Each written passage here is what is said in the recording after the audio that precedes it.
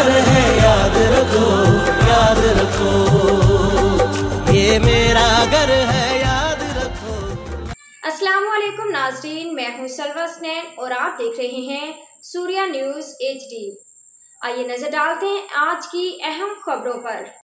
मंगोपुर town में जश्न आज़ादी मार्च के हक की तकरीबात के सिलसिले में एक नहायत शानदार और यादगार कराटे के मुकाबले का इनेकाद किया गया। ये तकरीब मंगोपुर टाउन स्पोर्ट्स ग्राउंड में मुनक़िद हुई, जहां सुबह से ही खेलों के शौकीन शहरियों को हजूम देखने को मिला। मुख्तलिफ इलाकों से ताल्लुक़ रखने वाले माहिर कराटे प्लेयर्स और शौकीन खिलाड़ियों ने बड़ी तादाद में इस इवेंट में हिस्सा लिया। छोटे बच्चे, जवान, साल, नौजवान और बड़ी उम्र के शौकीन अफराद सभी इस मुकाबले का हिस्सा बने, जो इस बात का सबूत है कि मंगोपुर की आवाम खेलों से बेपनाह मोहब्बत रखती है।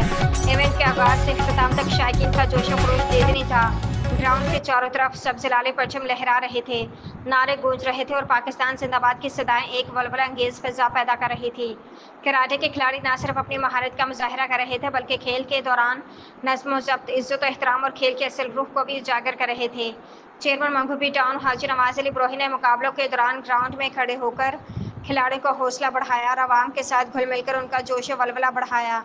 मीडिया से गुफ्तगू करते हुए उन्होंने कहा कि ऐसे खेलों का इनेकाद न सिर्फ नौजवानों को मस्बत सरगर्मी की तरफ राग़िब करता है, बल्कि हमारे इलाके में खेलों की रवायात को भी जिंदा करता है।